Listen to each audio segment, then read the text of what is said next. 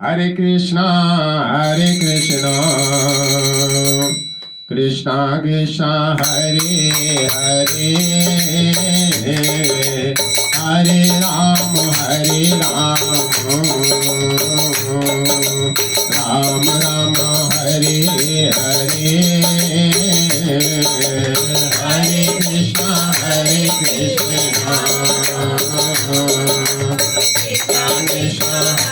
Krishna Krishna, Hare Hare, Hare Ram,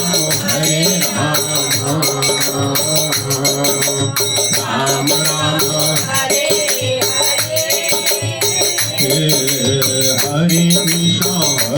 Krishna, Krishna Krishna, Hare Hare, Hare Ram, Ram Ram, Hare Hare, Hare Krishna, Krishna Krishna, Hare Ram, Ram Ram, Hare Hare, Hare Krishna, Krishna Krishna, Hare Hare, Hare Ram,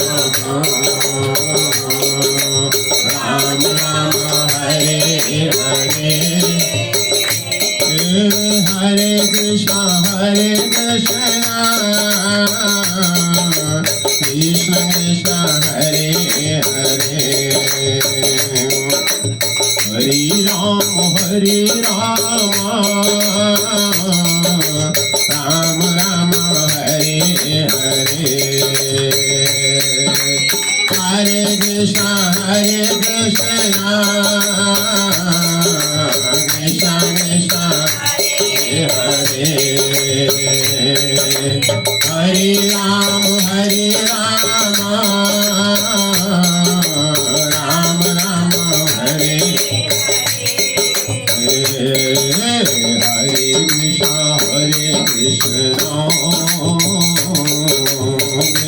Krishna, Hare Hare, Hare Ram, Ram Ram, Hare Hare, Hare Krishna,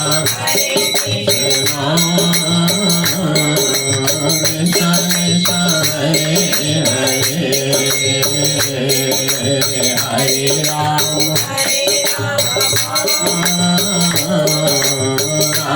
Ram, Hare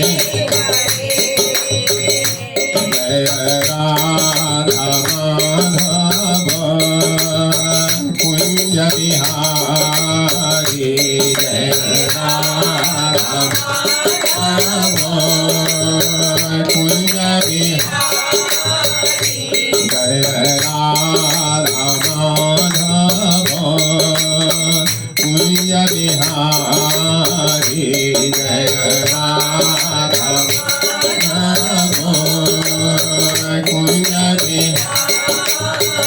Radha Gopijan Vallabha Giravardhari, Giravardhari, Yashodanandan Braja Janaranjan,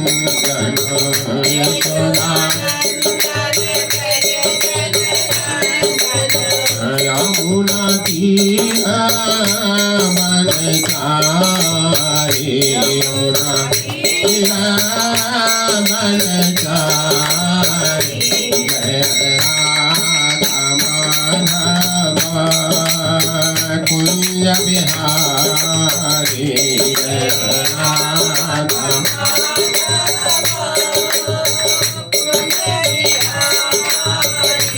Nitai Gaura, Hari Bol, Hari Bol, Hari Bol, Hari Bol, Nitai Gaura, Hari Bol, Hari Bol, Hari Bol, Nitai Gaura, Hari Bol, Hari Bol, Hari Bol, Hari Bol,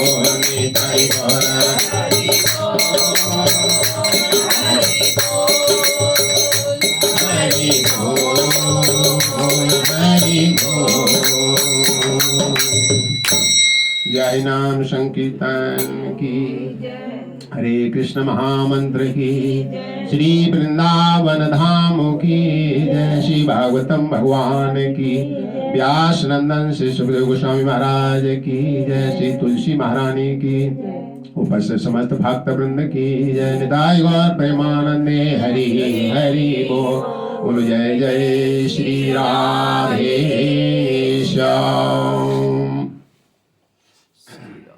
हरे कृष्ण हरे कृष्ण कृष्ण कृष्ण हरे हरे, हरे राम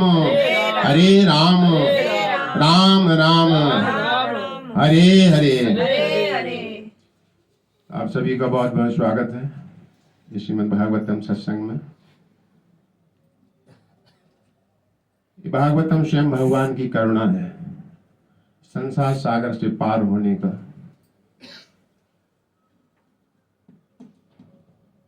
भागवतम स्वयं भगवान का श्री विग्रह है, श्री भागवतम भगवान बोला जाता है।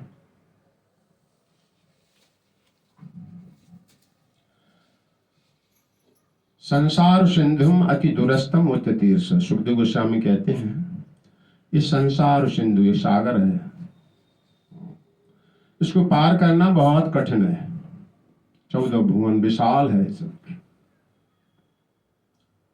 नान्य प्लव भगवान पुरुषोत्तम, और कोई दूसरी नाव नहीं है। लीला कथा रस निशिव अंतरेण पुंसाम भवद विविध दुख दबात तरस। उस व्यक्ति को भगवान की लीला कथा, इसके अलावा संसार सागर पार करने को और कोई उपाय नहीं है। भगवान की लीला कथा में जब मन आध्यात्मिकरण हो जाता है, अभी संसार में रचा पचा है, संसारी मन है, तो जैसे लोहा अग्नि के संपर्क में आने से, है ना, अग्नि का रूप धारण कर लेता है, जलाने की शक्ति आ जाती है उसमें। तो ठीक इसी तरह से मन जब भगवान की लीला कथा में रसास्वादन लेने लगेगा तो संसार का रस फीका पड़ना शुरू हो जाएगा। उसी समय संसार से बंधन छूट के भगवान से जुड़ता है। वो यही वैकुंठ धाम में होता है, गोलोक धाम में ऊपर जो ये भौम वृंदावन है, ये प्रशिक्षण केंद्र है, प्रभुपाद कहते हैं ट्रेनिंग सेंटर है। भगवान की धाम में जाओगे क्या करोगे, क्या करना होगा, क्या करना होगा बताओ।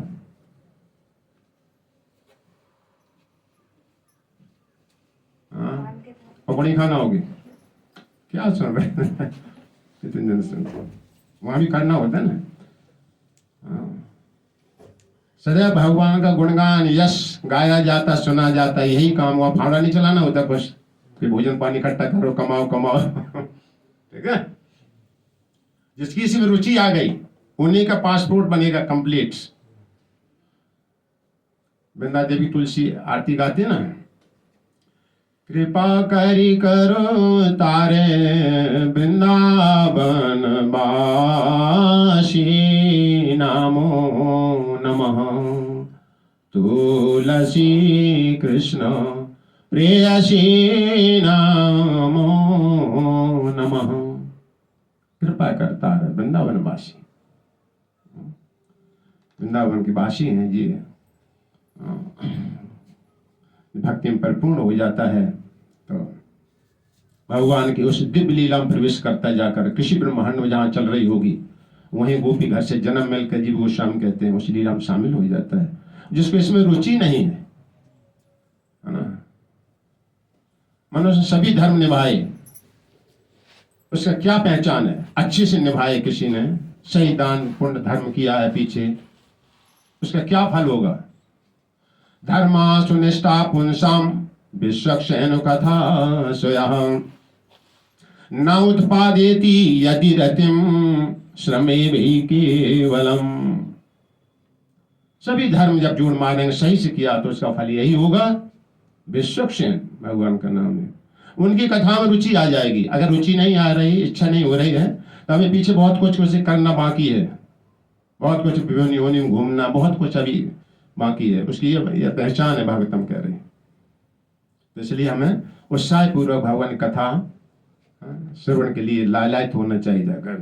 तो आप बहुत अच्छे हैं सभी लोग, भागवतम की कथा में बैठे हैं। ये तो हम कल सुन रहे हैं, पीछे विदुर जी का प्रश्न चल रहा है, मैत्री जी उसको एक एक करके समाधान कर रहे हैं उसका। तो मनुष्य दुख में है संसार में, है ना। हम कोई काम करते इसीलिए तो पैसा कमा रहे हैं कि दुख भागे और सुख की प्राप्ति हो। तो इसी प्रकार भक्ति के लिए हम, भक्ति का मतलब दुखों से छूटो संसार के, असीम सुख की प्राप्ति। लेकिन ये सुख यहां पर है नहीं है, मृग मरीच का है संसार, भ्रम है ना। कोई एक सुख थोड़ा सा करो, पीछे बहुत बड़ा दुख है उसके पीछे। तो सुख दुख से परे ये आनंद का धाम, वैकुंठ धाम होता है। तो भगवान सानिध्य में रह के तभी हम सुखी हो सकते हैं। तो उनकी भक्ति के अलावा, भक्त्या अहम एक ग्राहक, मैं केवल भक्ति के द्वारा पकड़ में आता हूं। और भक्ति की विधि कला कहां मिलती है? मार्केट में जाओ, खरीद लो जाकर। भगवान कहां मिलते ही हैं, कहां है इसकी दुकान? भगवान उद्धव जी को बता रहे हैं, न रोधियात्माम योगो न सांख्यम धर्म उद्धव। मुझे इन चीजों के द्वारा नहीं पकड़ सकता कोई। कितने सांख्य तत्वों की विवेचना कर ले कोई, कितने धर्म संसारी निभा ले। न स्वाध्याय तपस्त्यागा नैष्टार पूर्तिम न दक्षिणा। कितना ही स्वाध्याय कर लो, पढ़ लो, अगर इसको वितरित नहीं करोगे तो ये रिस जाएगा। जैसे कच्चे घड़ा होते हैं, क्रैक हो, पानी रिस जाएगा सारा इसका। तो स्वाध्याय करो, इसको फिर बांटना है। और पहले आचार था प्रचार, धर्म का आचरण करें। तपस्त्यागा, कितनी तपस्याएं कर लो, कितना त्याग दो घर छोड़कर।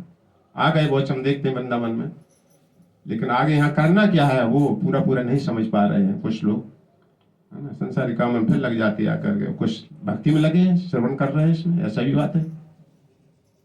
नैष्ठा पूर्तिम न दक्षिणा।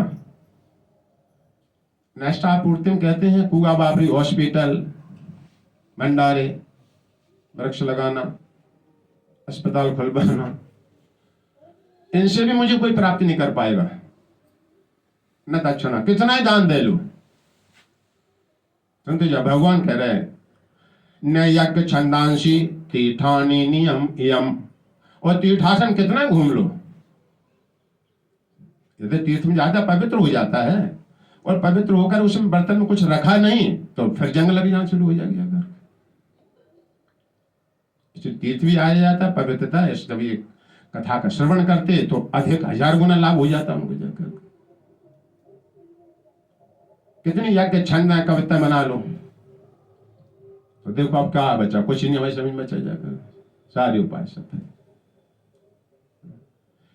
यथा अवरुदंते सत्संग, मैं सत्संग द्वारा जैसा पकड़ में आता हूं तैसा अन्य किसी साधन से नहीं आता। स्वयं भगवान ने ये उद्धव जी को बताया 11वें स्कंद में।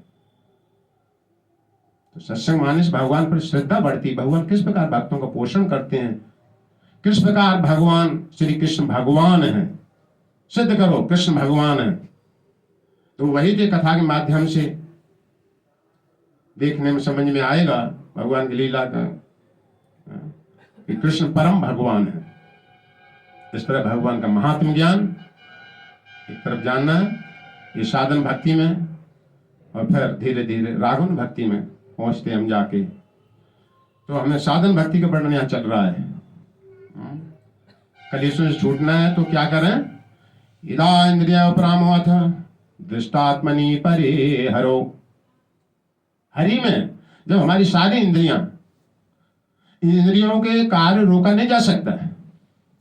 जैसे बच्चा उत्पाती हो यहाँ पर तो उसे दूसरा कोई काम में लगा दिया जाता है, ए तुम चलो पेंटिंग करो, नरसिंह भगवान का चित्र बनाओ, है ना। तो एक्टिविटी तो चाहिए, मन क्रियाशील रहता सदैव। तो इसी तरह से इंद्रियों की दिशा घुमाई जाएगी, बस सुनना बंद नहीं करना है, बोलना बंद नहीं, इसलिए हम कोई पत्थर नहीं है जो मुंह के बैठे रहे।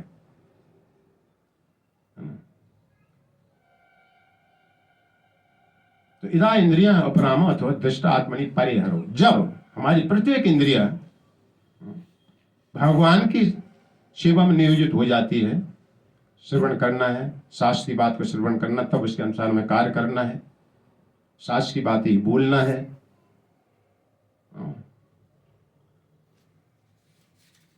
तब क्या होगा? इदा इंद्रियो परामातो दृष्टात्मनि परिहरो विलीयन्ति तथा कलेशा, विलीयन्ति एकदम विलय समाप्त हो जाए कलेश। कि भौतिक इच्छा रहती है, भौतिक शरीर धारण करना पड़ेगा, भौतिक शरीर की साथ में जी समस्याएं हैं, क्या क्या? जन्म मृत्यु जरा व्याधि। आ जाओ करो समस्या। तो ये ऐसे शरीर ढाल के इसको हमको सहन करना पड़ता है। तो भगवान संबंध जब हम सुनेंगे, अभ्यास बार जारी रहेगा, तो अंतिम समय परीक्षा में पास हो जाएंगे जाकर। जिसने अभ्यास नहीं किया है तो फेल हो जाएगा अंतिम समय। तो सेवा के द्वारा भगवान की प्राप्ति है, और किसी उपाय से नहीं भगवान को हम पकड़ सकते जाकर। यहां भी कोई व्यक्ति आया, ज्ञान की बातें करते रहो, वो भूखा बैठा, न पानी पूछना न कुछ नहीं करना, मैं तो उठ के चल देगा थोड़ी देर बाद जाकर। सेवा से ही प्रेम बढ़ता है सब जाता है, सेवा ही स्वाभाविक धर्म है ये जीवात्मा का। तो इस प्रकार जब लगते हैं, और वो फिर कैसे? अशेष कलेशम समम विधते ओ गुणानुवाद श्रवणम मुरारे किम्मा पुनस्तचरणारविंदम पराग शिवा रतिर आत्म लब्ध। फिर गौरी बात, अशेष ढेर सारे कलेश,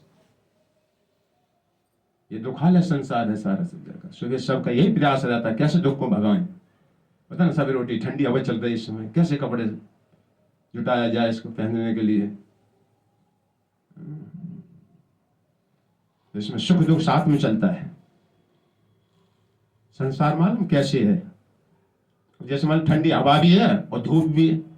धूप ले रहा तो ठंडी हवा में समस्या सहन नहीं करी जा रही है ना, थोड़ा सा दोनों मिक्सर है। तो संसार मालूम कैसे है?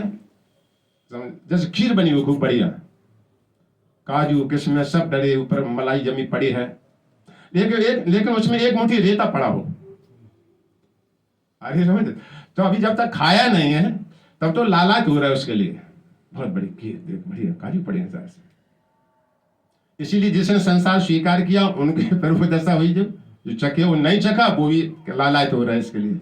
इसका रसास्वादन ऐसा ही है ऐसा जाकर, जो खाओगे तो दांत एकदम से किरकिरा जाएंगे जाकर के। ऐसे ही संसार भगवान ने बनाया ऐसे जाकर। इसलिए भगवान का मां भोक्ष मत भोगो संसार को। 10 ग्राम सुख है तो 1 किलो का दुख है पीछे उसके साथ जाकर, कर लो तैयारी। इसलिए जितना शरीर निर्वाह की आवश्यकता है उतना ही स्वीकार करो बस, बाकी आत्मज्ञान बढ़ाओ, इसमें कंजूसी नहीं करो। तो अशेष कलेशम समम विधत्ते, दूर हो जाता है सारा कलेश। ठीक है, ठीक है। ये क्लेश हम तुम्हारी समस्या हल होने, अंधाधुन चलोगे कुछ नहीं होने वाला। भगवान उपाय बता रहा है इसका जाकर, उनको ही बनाया हुआ है और सब पता है, इंजीनियर को पता होता है कहाँ कहाँ तार डाले गए, कैसे कहा है सारा, है ना, मकान का। नहीं तो कहीं गैस पाइपलाइन टूट डालोगे, खुदाई में कहीं कुछ करोगे जाकर। गुणानुवाद श्रवणम मुरारे, मुरारे मुर नाम का राक्षस वध किया था भगवान ने। तो एकदम हम तुम्हारे अंदर राक्षसी तो बैठा है, आसुरी वृत्ति है। असुर लोग भगवान की सत्ता को स्वीकार नहीं करना चाहते हैं, उनके लिए कार्य करना, उनकी वस्तुएं भोगेंगे। असुर की पहचान होती है, अरे समझ में? जैसे रावण था, लक्ष्मी चाहिए, सीता जी, राम नहीं चाहिए हमको। इसमें भगवान की वस्तुएं चाहिए, भगवान नहीं चाहिए हमको। तो मुर नाम का मुरारे, यहाँ मुरारे शब्द इसी कारण दिया गया। तो ये असुर जो भीतर हम तुम्हारे आसुरी वृत्ति है उसका समापन होता है ध्वस्त होता है जब भगवान प्रवेश कर जाएंगे जाकर, जैसे असुर का वध कर दिया मुर नाम का राक्षस का। जब भगवान के बारे में श्रवण गुणान कीर्तन किया जाता है, और सुनोगे नहीं तो कीर्तन क्या करोगे, उठपटांग कीर्तन करोगे। भगवान तो ऐसे हैं वैसे हैं, वो भी भगवान है ये भी भगवान है, ऐसा कहना करोगे जाकर, तुम भी भगवान बन सकते बाद में। ऐसा भी कुछ लोग कहते रहते है ना, भगवान विशेषता नहीं जानते। तो जब भगवान के बारे में श्रवण कर तभी कलेश समाप्त होना शुरू हो जाते हैं, आसक्ति भगवान तरफ चलना शुरू हो जाती है। संसार को सुनो, संसार में बढ़ते चले जाओगे, लास्ट कष्ट एक पे एक बढ़ता चला जाएगा।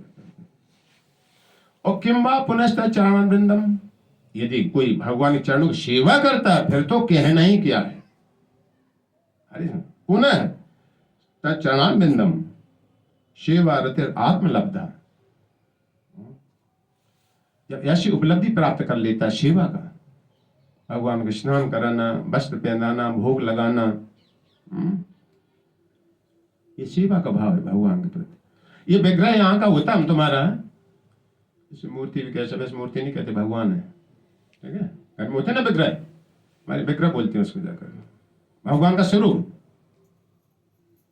भगवान का स्वरूप, भगवान का नाम, भगवान का विग्रह, या वैकुंठ के भगवान है, चलते फिरते सब ऊपर रहते जो दिखते हैं, इनमें रंच मात्र भी अंतर नहीं है। ये सारी सेवा हमारी एक्सेप्ट करते हैं। ये जो विग्रह पूजा घर में करते हैं ना, सुबह मंगला आरती करते हो अपने अपने घरों में, ये जो भगवान है ये अर्चा विग्रह अवतार होता है भगवान का। तो अभी उतनी दृष्टि नहीं जो उन भगवान को हम देख सकें जाकर के। तो ये भगवान हमारी सेवा का एक्सेप्ट करते हैं, और यही भगवान तुम सेवा करते करते करते करते जिस दिन शरीर छूटेगा तुम्हारा, ये सखा है, संग नहीं छोड़ते कभी भी, किसी भी कहीं में ले जाए, यही ले जाएंगे तुम, और यही जाकर तुम्हारे अपने धाम में तुम्हारा स्वागत करेंगे, वैकुंठ धाम में जाकर के। तेषाम तेषाम अहम समुद्धरता मृत्यु संसार सागरात भवाम न चार्थ पार्थ मैयावेशित चेतसाम। देखो भगवान कहते हैं मैं स्वयं मंत्री को नहीं भेजूंगा, मैं ही आऊंगा जाकर के, यही प्रकट हो जाएंगे परमात्मा रूप में तुम्हारे साथ में, ये विग्रह रूप में, ये कही है सब। लेकिन उसके साथ में चलें जिसने अभ्यास कर लिया है, जिसको चैन नहीं पड़ता हरि कथा सुने बगैर, बिना हरि कथा पीयूष पाना, जिसमें चैन नहीं पड़े जाकर भागवतम में चार कुमार कहते हैं जाकर, ये भक्ति की पहचान होती है। वहां स्वागत करेंगे तुम्हारे साथ में जाएंगे। रूपात बताते हैं दृष्टांत से बहुत जल्दी समझ में, दृष्टांत देना ही चाहिए वक्ता को, अगर कुशल वक्ता हो दृष्टांत से समझा जा सकता है। जैसे लेटर बॉक्स होता है, पोस्ट ऑफिस का होता है ना, एक डिब्बा होता है लाल लाल सा, वो लेटर बॉक्स चाहे हेड ऑफिस हो, डाकघर का हेड ऑफिस हो, वहां हो, या तुम्हारी कॉलोनी में हो, आगे समझ में, कॉलोनी में लगा दी जाती ना, एक हेड ऑफिस होता है डाकघर का सबसे बड़ा, वहां भी एक लेटर बॉक्स वहां खड़ा होता है, देखा ना, होता है ना। ये तुम्हारी कॉलोनी में यहाँ भी सेक्टर में कहीं कहीं लगाई जाती है, अब तो दूसरा सिस्टम बदल गया, वैसे लगे देखे होते हैं ना, देखते होते ना। तो तुम चिट्ठी चाहे इसमें डालो, और चाहे हेड वो है वहाँ का लेटर बॉक्स, वहाँ है हेड ऑफिस पे, डाकघर का हेड ऑफिस जहाँ हो वहाँ लेटर बॉक्स उसमें डालो, या तुम्हारी कॉलोनी में लगाए लेटर बॉक्स, उसमें दोनों तुम्हारे गंतव्य को जाएंगे चिट्ठी जाकर। अरे यद्यप अलग अलग दिख रहा है, यहाँ का लेटर बॉक्स हेड ऑफिस से जुड़ा से नहीं दिख रहा, कि तार फार नहीं दिख रहा उसका, लेकिन ऑथराइज होना चाहिए। अरे समझ में, ऐसा नहीं कोई लाल ड्राम देखा बता दे, लाल डिब्बा ऐसा होता है, लेटर बॉक्स कुछ होता है, तो ड्राम कहीं खड़ा हो तो ड्राम पड़ी रहती है सड़क पर, वो चिट्ठी नहीं जाएगी तुम्हारी। अरे समझ, मतलब प्रमाणिक संप्रदाय से हमारी ये सेवा पहुंचती भगवान तक। ये कहें एवं परंपरा प्रति इमम राज ऋषि विदुर काल नहीं, कुछ समय के फेर से छिन्न भिन्न हो जाती है, इसलिए भगवान पुनः ज्ञान देते जाकर के परंपरागत। तो चिट्ठी पहुंचती ना पहुंचती, चाहे वैकुंठ के भगवान हो, चाहे तुम्हारे घर के आचार्य विग्रह के हो, सब रूप में पावरफुल एक समान होते हैं। तो इनकी हमें सेवा करना चाहिए, है ना, आलस्य नहीं होना चाहिए जाकर के, नहीं तो फिर माया की सेवा करोगे, कुत्ता होगे तो कुत्ता की सेवा करोगे, कोई ना कोई किसी की सेवा, भैंस होगी तो भैंस की सेवा करोगे, सवेरे उठे साथ में भैंस का दर्शन करोगे, भैंस के चारों तरफ घूमोगे, दूध नहीं देती जब, है ना। तो हमें भगवान के जो हमारे श्वास प्रश्वास चला रहे, श्रेष्ठो भगवान के बंधु आत्मा गोपियां कहती हैं। आपकी उपस्थिति से शरीर चलता दिखता रह जाएगा। जिस समय आप पहुंच कर जाते हो सब सत्ता फैल हो जाती है, न घर को कोई स्वीकार करता है और न काल की न इंद्रियां, कुछ भी काम सब ठप हो जाते हैं। ध्रुव है काल है कर्मश स्वभाव जीव एव च यद अनुग्रह संति यद संति न उपेक्षया। भगवान जब तक रहती तब तक काल कर्म स्वभाव इंद्रियां सब काम करती रहती हैं। वही प्रभु जिस समय आप पूछ कर जाते हो उस समय काल की सत्ता नहीं रहती, जाकर बढ़ा पाता, फिर काल उल्टा रिजल्ट देने लगता, फिर जाकर के जल्दी फेंको इसको, यहां से जल्दी फेंको। ऐसे प्रभु को नहीं पहचानना, यही मनुष्य और पशु बुद्धि में अंतर होता है। ये अनुभव ज्ञान है, परमात्मा है शरीर के अंदर के। तो उनकी सेवा में रत होना चाहिए जाकर के। तो हमारा स्वरूप है जीवे स्वरूप हो कृष्ण नित्य दास, अपने स्वरूप में स्थित होना है।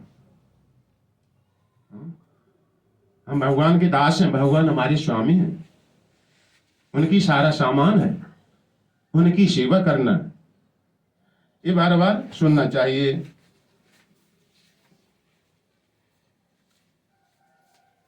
तो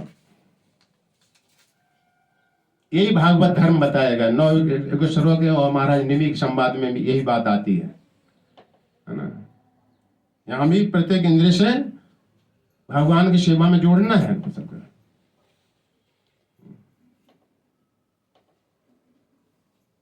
इंद्रियां शुद्ध होती हैं जब भगवान की सेवा में लगते हैं, फिर इंद्रियों से इनसे खतरा नहीं रहता है। प्रभुपाद कहते हैं जैसे एक सांप होता है, उस सांप से खतरा है जो सड़क पर टहल रहा है, कोई एक यहाँ पकड़े रहते हैं जी, आते हैं सपेरा वगैरह पोटली में रखे रहते हैं अपने, देखा है?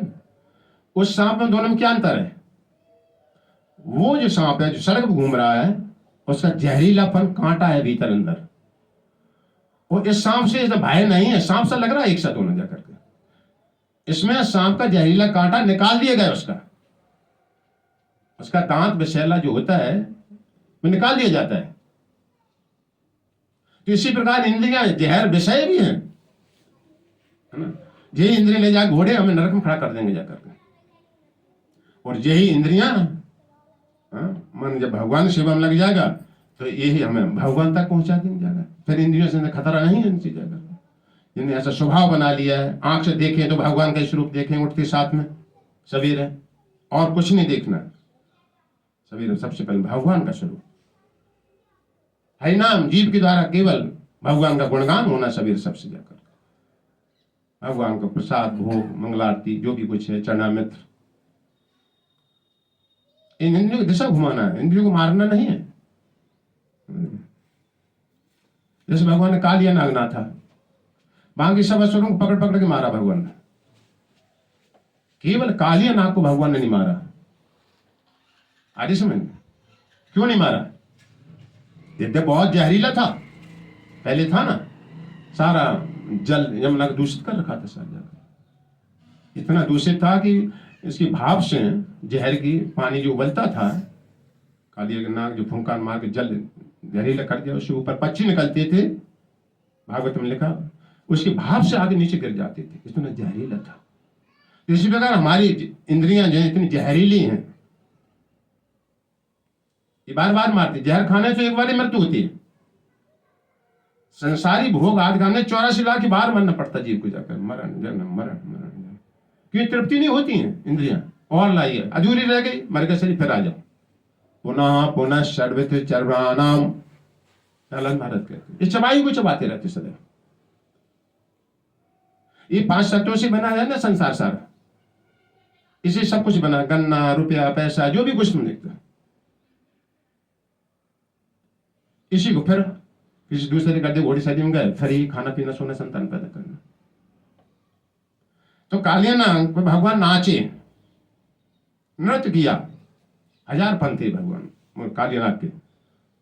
भगवान इतना नृत्य, भगवान की प्रकृति कैसी है, नटखटी, खिलाड़ी रूप में भगवान की प्रकृति खिलाड़ी है, नटवर बपुर, है ना। तो भगवान ने नृत्य किया तो उन फनों से सारा जहर बमन हो गया, कालिया के नाक से। जो फन थे 1000, भगवान जब नाचे उसके ऊपर, तो यही सफाई होना है जीव की। इसी तरह हम जब कीर्तन करते हैं, ताली बजाते हैं, आंख देखती भगवान को, पता ना, भगवान विग्रह के आगे नाचो तो कान सुनाई दे रहा है, कीर्तन हो रहा है, कान को मिल रही सप्लाई, सामने भगवान खड़े हैं, छवि आंखें पकड़ रहे हैं इस चीज को, और है ना, जीव से कीर्तन कर रहे हैं भगवान का, ताली बज रही हाथ से और पैर नीचे नृत्य कर रहे हैं, है ना, भगवान सब में। ये विदेशी को सीधे साधी भक्ति है। भगत की साधन कहू बखानी, सुगम पंथ मोय पावत प्राणी। सीखना पड़ता है भक्तों से, कितनी सहज है ना। नृत्य करना तो वैसे भी अच्छा होता है, यहाँ नहीं करो तो सड़कों पर नाचोगे, किसी की शादी में नाचना पड़ेगा आपको जाकर, है ना। हमें इतने पैसे देना, मेरी लड़की की शादी है, नाच रहे वहां जाकर, नहीं अभी नहीं, हम बाद में देखते हैं जाकर।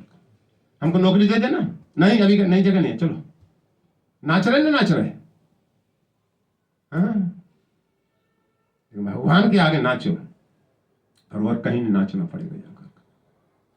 तो इसी प्रकार जब हम कीर्तन, ताली आज सारे प्रत्येक अंग हमारे भगवान की सेवा में नियोजित हो जाते हैं, उसी समय शुद्धि हो जाती सारे समय। यही अभ्यास करना है, और शरीर निर्वाह के लिए भगवान देंगे तुम्हारे लिए, ज्यादा प्रयास नहीं करना है। आवश्यकता जब बढ़ाओगे तो फिर पकड़े जाओगे तुम जाकर।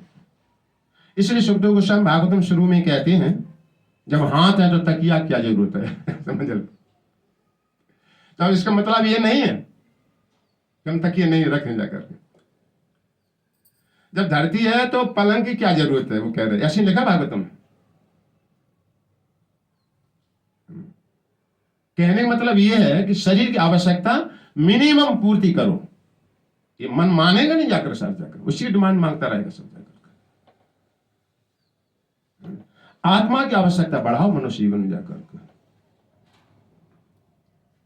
जैसे आप देखो, हम देखा जो होते जनरेटर होते थे पहले, अब तो बटन से चला दिए जाते हैं। पहले हैंडल डाले घुमाया जाता था, अभी भी है कुछ कुछ कहीं, है ना, पुराने जमाने में।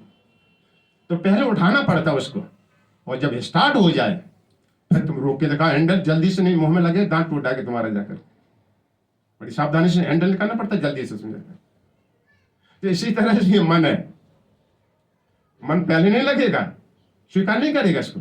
कौन तपस्या करेगा, मंगल आदि में कौन उठना है, कौन एकादशी रहे, है ना। लेकिन जब मन भगवान में लग जाएगा, जब इसका रसास्वादन आएगा, फिर चैन नहीं पड़ेगा आपको जाकर। ये विशेषता होगी जग मन की। मन एकदम आध्यात्मिकरण बनना शुरू हो जाता है, फिर संसारी वस्तु में उसे न सुनने की इच्छा होगी, ये पहचान होगी। तो मन का ही सारा खेल है सारा। तो मन बहुत सावधान रखो, मन बहुत बड़ा शत्रु भी है और बहुत बड़ा मित्र भी है, भागवतम में आया। इसके अनुसार चलोगे तुम्हारा सब चौपट कर डालेगा जाकर। मन मना भाव मद भक्ता, देखो भगवान का ये 4 चीजें तुम कर लो, तुम मेरे पास आ जाओगे।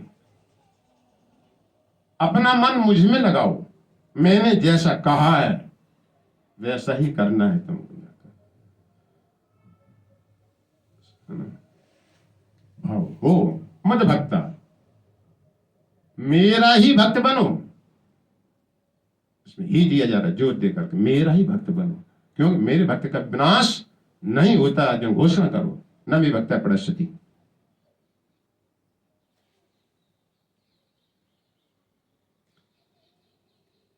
मेरी पूजा करो, मध्या जी माम नमस्कुरु, और मुझे प्रणाम करो, नमस्कार करो।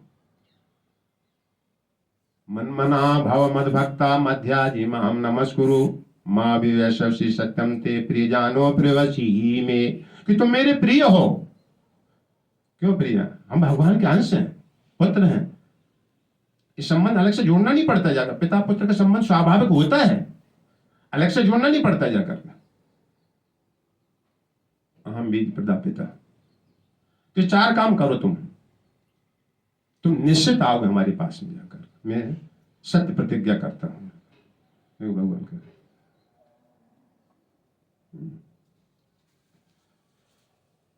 तो ये भागवत धर्म सीधा साधा है, मन वाणी शरीर से सब कुछ भगवान की सेवा में नियुक्त किया जाए। ठीक है, जब हम ऐसी साधन भक्ति करेंगे, है ना। हमें तो कोई उदाहरण देने में अच्छा समझ में जल्दी आ जाता है, समझाना भी चाहते इसी के माध्यम से। जैसे आम की चुनौरी होती, छोटी सी चने जैसी होती, तो फूल आता, बोर आता, उसके बाद में चुनौरी छोटी सी लगती, चने जैसी। उस समय खाओ तो कड़वी दिखाई देगी, कड़वी होती है। तो ऐसे अभी हम भक्ति मार्ग में चलेंगे, इसमें कड़वापन आएगा, कड़वापन आएगा। पर बड़ी और हो जाती चनवरी, कोई बड़ी सी बेर सी हो जाती, तो थोड़ा सा मिठास, हल्का सा खट्टापन, उससे पहले वाले से ठीक है कुछ होता ना था। इतनी बड़ी हो जाएगी तो कभी सब्जी के लिए दाल फालम डाल देते हैं, उसको लाते हैं, चटनी फटनी बनाते हैं। फिर और बड़ी हो जाती है, जनवरी वही रहती है। बढ़ते बढ़ते फिर जुलाई आती है, आषाढ़ का महीना, तभी बढ़िया रसीला फल आम का बन जाता है। देखते हैं आषाढ़ में बेचते हैं फल, वही थी शुरू से। इसी प्रकार अभी हम साधन भक्ति में हैं यहाँ पर, इसलिए कड़वापन आएगा जाकर उसमें, लेकिन छोड़ना नहीं किसी हालत में। माम चाहे आप ये बेचारे भक्ति हो न सेवते, विचलित हुए बिना मैं 3 गुणों से निकल आता मेरे पास। तो इस प्रकार ये भक्ति की क्रिया है। भगवान किस प्रकार संसार की रचना करते हैं। सच्चिदानंद रूपाय विश्वोत्पत्त्यादि हेतवे तापोत्रय विनाशाय श्री कृष्णाय वयम नमः। भगवान ने संसारी रचना करी, क्यों करी पूछा जाए, है ना। एक बार कह रहे तो हम गए थे वो जगह, तो कह रहे भगवान ने ऐसे दुख में संसार क्यों बनाया, ऐसा नहीं बनाना चाहिए था, ठंडी बन गई सारा सब, है ना। तो कोई व्यक्ति पूछे ये जेल क्यों बनाई गवर्नमेंट ने, तो इसमें कुछ उत्पाती आत्माएं होंगी, वो प्रधानमंत्री के नियम नहीं मानेंगी जाकर के, फिर उनके लिए जेल बनाई जाती है। तो ठीक इसी तरह से हम भगवान की सत्ता का विरोध किया है, आरी समझ में, विरोध किया है, इसलिए माया कहते आ जाओ हमारे अंडर में चलो, है ना। फिर पुलिस अंडर में ले लेती, मोदी की सत्ता का विरोध करते हैं, नहीं हमें नहीं चाहिए ऐसा, हम नहीं स्वीकार करेंगे। हम ये दुख के संसार में पड़ जाते हैं। तब भी सेवक तुम भगवान के ही हो, इनडायरेक्ट हो। माया भगवान का दीन है और माया का दीन हम रहते हैं। माया बस जीव अभिमानी, ईश बस माया गुण खानी। पर जेल में थोड़ा सा दिया जाता है, भूख थी 4 रोटी की 2 दी जाती है, वहां पर अपमान सारा सब कुछ मिलता। तो इसी प्रकार हम भगवान की सत्ता को स्वीकार करें, उनके आदेशों के अनुसार हम कार्य करें अपना, सदैव उनका कीर्तन गायन करें, जाकर उनसे प्रार्थना करें। भगवान कहते हैं मैं अपनी भक्ति प्राप्ति श्रद्धा अमृतम कथायाम, मेरी अमृतमय कथा में श्रद्धा रखो, पूजा पर निष्ठायाम, और मेरी पूजा करो निष्ठा के साथ में।